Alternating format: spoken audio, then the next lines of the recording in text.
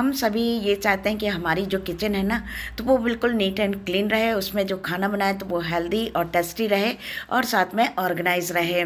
तो चलिए आज आपसे किचन से रिलेटेड कुछ चीज़ें शेयर करते हैं, हो सकता है कि आपके कुछ काम आ जाए। तो सबसे पहले जब हम रोटी बनाते हैं, रोटी को अपने कैसरोल या किसी डिब्बे में रखते हैं ना, तो वो नीचे से जो है तो गीली हो जाती है, भाप बन जाती है। तो सबसे पहले उसमें एक छोटी सी कटोरी रखिए और कटोरी के ऊपर जब आप रोटियां रखेंगे तो क्या होगा ना कि उसमें नीचे भाप नहीं बनेगी, उसमें थोड़ा सा जगह रहेगी जिसके कारण कि भाप निकल जाएगी और नीचे की रोटी जो है तो वो गीली नहीं होगी। दूसरी चीज़, जब आप आलू की सब्जी बनाते हैं तो आप देखते होंगे कि वो बिल्कुल मैश हो जाती है या उसका जो भी शेप में हम काटते हैं वो नहीं रह पाता है। तो हमको करना क्या है कि सबसे पहले कम से कम 3 मिनट तक आप हाई फ्लेम पे इसको फ्राई कर लीजिए और मतलब ढकना नहीं है, उसको सिर्फ फ्राई करना है। और 2 से 3 मिनट के बाद उसको फ्राई करने के बाद लेकिन लगातार चलाते रहिए, नहीं तो वो क्या होगा कि नीचे से लग जाएगी। इसके बाद जो कुछ भी आपको हल्दी धनिया मिर्च डालना है वो डाल के और नमक डाल के ढक के आप पका लीजिए। तो आप देखेंगे कि जो आलू के शेप जिस शेप में आप काटेंगे उसी शेप में आपको सब्जी मिल जाएगी। इसके बाद जब भी हम भजिए पकौड़ी जो कुछ भी बनाते हैं ना, तो क्या होता है कि वो अच्छी नहीं बनती हैं या तो वो कहना चाहिए कि सही ढंग से नहीं आती हैं। तो आपको सबसे पहले जो बेसन है तो उसको इतना ज़्यादा फेंटना है कि जब आप पानी में उसको डालें तो वो ऊपर की तरफ उठाए। देखिए ये, यदि आप इसको ऐसे लेके फिर गिराएंगे ना तो फिर ये पानी में उठ जाएगा। तो बेसन को आपको इतना ज़्यादा फेंटना चाहिए, तभी जाके आपकी जो भजिए हैं तो वो क्रिस्पी बनेंगे। अगर आप कढ़ी के लिए पकौड़ी या भजिए बना रहे हैं तो उसमें यदि आप एक चुटकी सोडे की डाल देते हैं जब आप बेसन को बनाते हैं, तो देखिए इधर पर नमक ले लिया है, साथ में एक चुटकी आप इसमें सोडा डाल दीजिए और फिर इसको आप ज़्यादा नहीं भी फेंटेंगे, थोड़ा सा आप इसको फेंट दीजिए। देखिए इधर पर एक चुटकी हमने लिया है सोडा और इसको डाल के आप अच्छे से फेंट लीजिए इस तरह से। ज़्यादा नहीं फेंटना, आप बस इतना कि लम्स वगैरह ना रह जाए। तो इसके बाद जब आप जो भजिए बनाएंगे और कढ़ी में वो डालेंगे ना, तो सोचिए कि बहुत ही सॉफ्ट और फूले हुए बनेंगे। अक्सर हम कढ़ी बनाते हैं तो उसमें जो भजिए डालते हैं तो वो टाइट हो जाते हैं, तो इसलिए उसमें आप चुटकी भर भजिए में नमक ज़रूर डालें, जिसके कारण कि वो फूले हो जाएंगे और साथ में सॉफ्ट बनेंगे। इसके बाद जब आप मसाला तैयार करते हैं तो आपको लगता है कि हमारा मसाला टेस्टी नहीं बन के तैयार होता है और थोड़ा सा टाइम लग जाता है।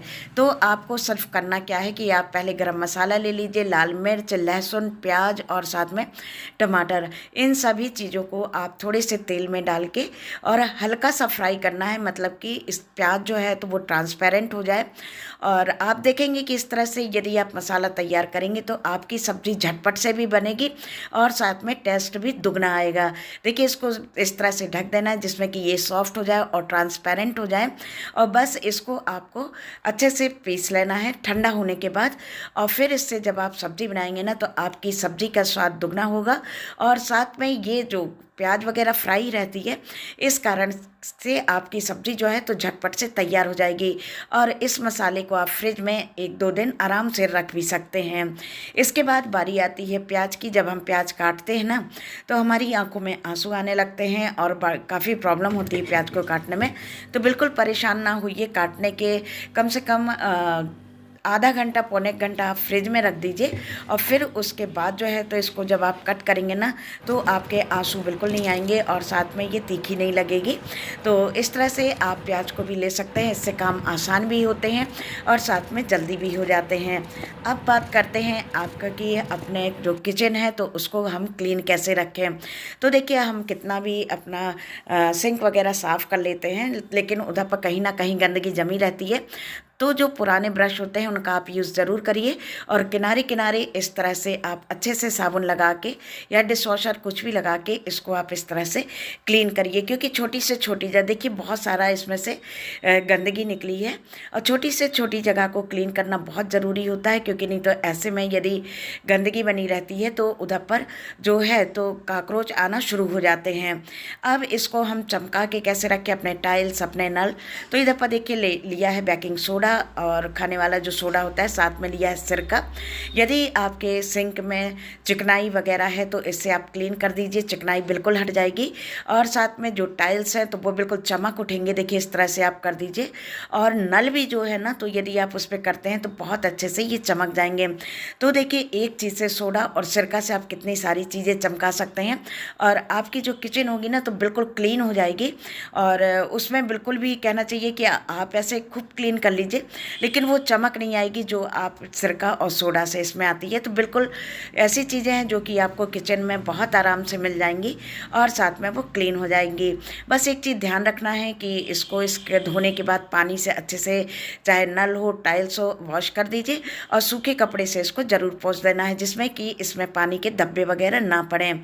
जब भी आप सब्ज़ी वगैरह काटते हैं तो एक चीज़ का ध्यान रखें कि इसको अपने जो काउंटर टॉप है उस पर ना काटें। कोई ना कोई चीज़ ऐसी ले लीजिए जिसमें कि छिलके उसमें रखते जाना है इस तरह से, जिससे कि आप डायरेक्ट डस्टबिन में डाल सकते हैं या जहाँ आपको डालना है तो वहाँ आप डाल सकते हैं।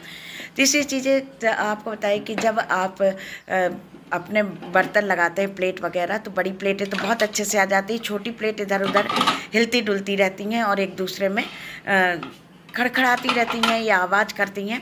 तो इस तरह से आप छोटी छोटी बास्केट ले लीजिए और किनारे पे इस तरह से आप लगा सकती हैं, जिसके कारण कि आपकी प्लेटें उसमें ड्रॉर में ज़्यादा से ज़्यादा आ जाएंगी। इसके बाद देखिए इस तरह से हमारे प्रोटीन वगैरह में बहुत सारी चम्मच निकलती है किसी ना किसी चीज़ में, या बच्चों का जब आप लंच बॉक्स वगैरह लेते हैं तो उसमें आ जाती हैं। तो इनको आप बिल्कुल ना फेंकिए, इनका यूज़ आप जो है हल्दी धनिया मिर्च या किसी भी मसाले में डाल दीजिए, तो आपको एक्स्ट्रा चम्मच खरीदने की बिल्कुल ज़रूरत नहीं होगी। बस इनसे आप अपना काम चला सकते हैं। और देखिए इसके बाद जो आपके घर में नींबू और नमक है किचन में, तो उसका यूज़ आप बहुत अच्छे से कर सकते हैं।